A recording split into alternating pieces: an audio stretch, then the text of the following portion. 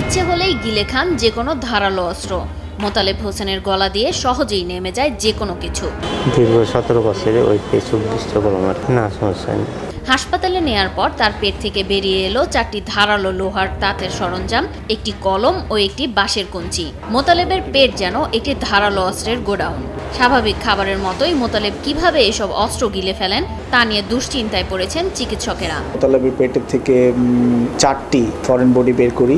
তার মধ্যে একটা কলম ছিল, একটা বাঁশের কঞ্চি ছিল, ধারালো সূচ এটা ছিল।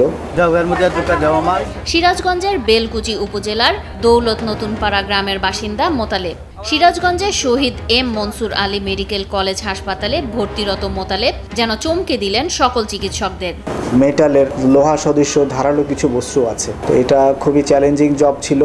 প্লাস্টিক্স, লম্বা প্লাস্টিক্স এবং ধারালো লম্বা সূচ, এগুলো সে গিলে ফেলছে, এটা আসলে আমাদের এক্সপ্লেনেশনের বাইরে। 2023 সালের 25 মে মোতালেব 23টি কলম গিলে ফেলেন। এরপর অ্যান্ডোস্কোপির মাধ্যমে কলমগুলো বের করা হয়। এবার ধারালো অস্ত্র গিলে খেলেন তিনি। চিকিৎসক ইরিন আলম জানান, 13 মে মোতালেব হোসেন পেট ব্যথা, বমি নিয়ে হাসপাতালে ভর্তি হন।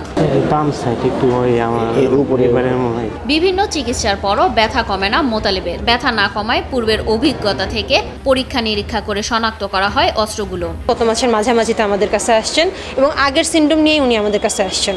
পেট ব্যথা, বমি ভাব। 1 বছর আগে আমাদের কাছে যখন আসছিলেন তখন ওনার পেট থেকে 23টা কলম বের করছেন 2 দিনে।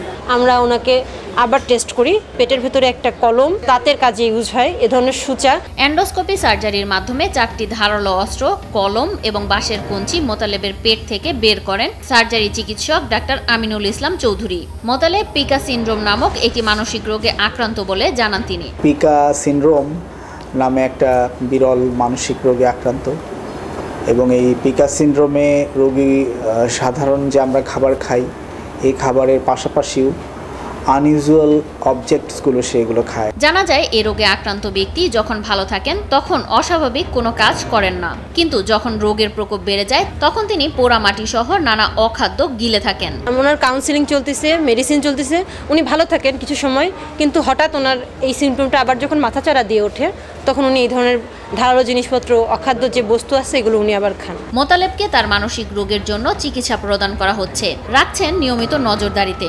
ভবিষ্যতে আর এসব অখাদ্য খাবেন না বলে জানান মোতালেব। তো আপনি ভবিষ্যতে কি এগুলো খাবেন? আর না, কথা দেন।